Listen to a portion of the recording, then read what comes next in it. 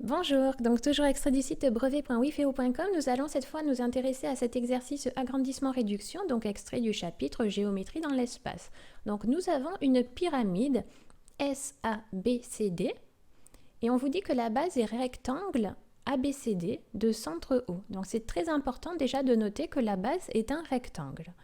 Donc après, toujours pareil, sur la figure, pour y voir plus clair, on va noter les mesures que l'on vous donne dans l'énoncé. Donc on va noter que AB mesure 3 cm, que BD mesure 5 cm et que la hauteur SO mesure 6 cm.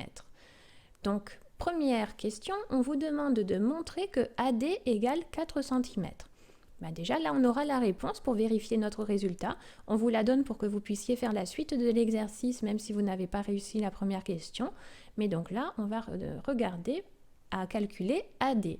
Donc pour calculer AD, on va s'intéresser au triangle ABD. Le triangle ABD est rectangle en A puisque c'est la moitié du rectangle ABCD. Donc on peut utiliser le théorème de Pythagore. Le théorème de Pythagore, on est bien dans un triangle rectangle, on vous demande la mesure d'un côté et les deux autres côtés, on les connaît. Donc on peut écrire que d'après le théorème de Pythagore, on a donc le plus grand côté, l'hypoténuse au carré, donc ici c'est BD au carré, égale la somme des deux autres côtés au carré, donc AB au carré plus AD au carré. Maintenant, on va remplacer par les mesures que l'on connaît. Donc BD, il fait 5, AB, il fait 3, et AD, eh bien, c'est ce que l'on vous demande de calculer. Donc 5 au carré, ça fait 25, égale 3 au carré, ça fait 9, plus AD au carré. Donc là, on va isoler le AD au carré. Donc le 9, on va le faire passer de l'autre côté. Donc ça va faire AD au carré, qu'on laisse seul, égale donc 25 moins le 9 qui est passé donc de l'autre côté. C'est toujours la grande mesure moins la plus petite. Donc 25 moins 9, ça fait 16. De la AD, donc on enlève le carré, ça fait racine de 16. Ça fait donc 4 cm. Très bien, donc on a établi la mesure de AD et on va pouvoir maintenant calculer le volume de la pyramide SABCD. Alors, il faut connaître la formule de la pyramide. Parfois, on vous la donnera, mais pas forcément. Donc, le volume d'une pyramide, c'est 1/3 multiplié par l'aire de la base, donc l'aire du rectangle ABCD, multiplié par la hauteur. Donc, d'abord, on va s'intéresser à l'aire de la base. Donc, l'aire de la base, donc c'est là de vraiment se souvenir que la base est un rectangle. Donc, l'aire d'un rectangle, c'est longueur multipliée par la largeur. Donc la longueur dans le rectangle ABCD c'est AB, la largeur c'est AD.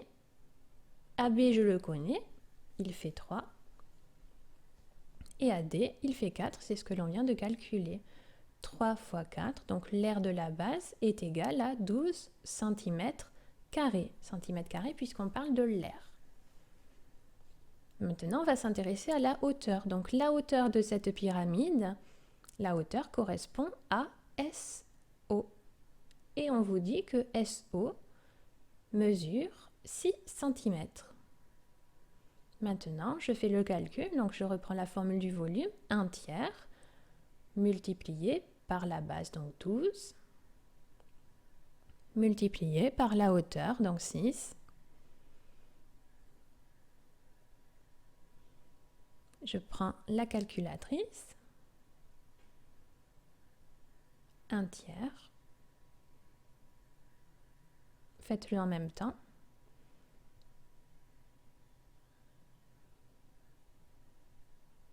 Ça me fait 24. 1/3 fois 12 fois 6, ça fait 24. Et comme je suis en volume, qu'on était en centimètres, là, l'unité sera le centimètre cube. Très bien, je regarde la suite de l'énoncé. Donc là, on vous parle de O'. On vous dit que O' est le milieu de SO, donc le milieu de la hauteur de la pyramide. Donc soit O' le milieu de SO, on coupe la pyramide par un plan passant par O' et parallèle à sa base. C'est le second plan là que vous voyez en rose sur la figure. Donc la section A', B', C', D' est un plan parallèle à la base, donc à ABCD, la base de la pyramide.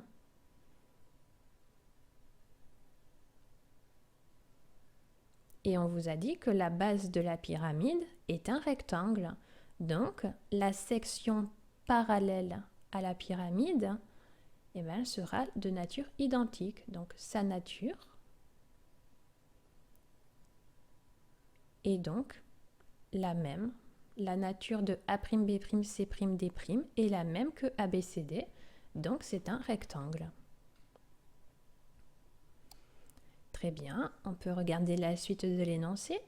Donc on a cette fois la pyramide S, A', B', C', D', donc la partie du haut de la pyramide, qui est une réduction de la grande pyramide. Donc S, A', B', C', D' est une réduction de la pyramide S, A, B, C, D. Et on vous demande de donner le rapport de cette réduction. Réduction, ça va être la petite hauteur sur la grande hauteur, donc SO' sur SO. Ben, SO',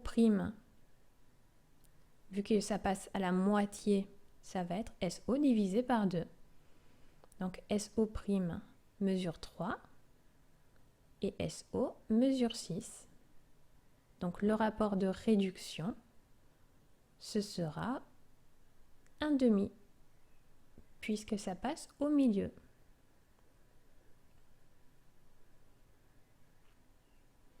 On regarde la suite. Pour terminer, on vous demande de calculer le volume de la pyramide, donc la petite pyramide en haut, S, A', B', C', D'. Mais là, on ne va pas repasser par le calcul puisqu'on ne connaît pas l'aire de la base de la petite pyramide, mais on va utiliser que l'aire de la réduction, donc le volume de la réduction, donc le volume de S, A', B', C', D' est égal au volume de la grande multiplié par le rapport de réduction, donc par 1/2, le tout au cube, vu que je suis en volume. Donc, je récupère. On ferait pareil pour l'aire. Si on vous demandait l'aire de S, A', B', enfin l'aire de A', B', C', D', ce serait l'aire de la base multipliée par le rapport de réduction, cette fois au carré. Donc là, le volume de S, A, B, C, D, c'est 24. Je le multiplie par 1/2. Le tout au cube puisque je suis dans le volume. Et là, je prends la calculatrice, donc 24 fois 1/2 au cube, ça fait 3. Donc le volume de la pyramide S, A', B', C', D' est de 3 cm3.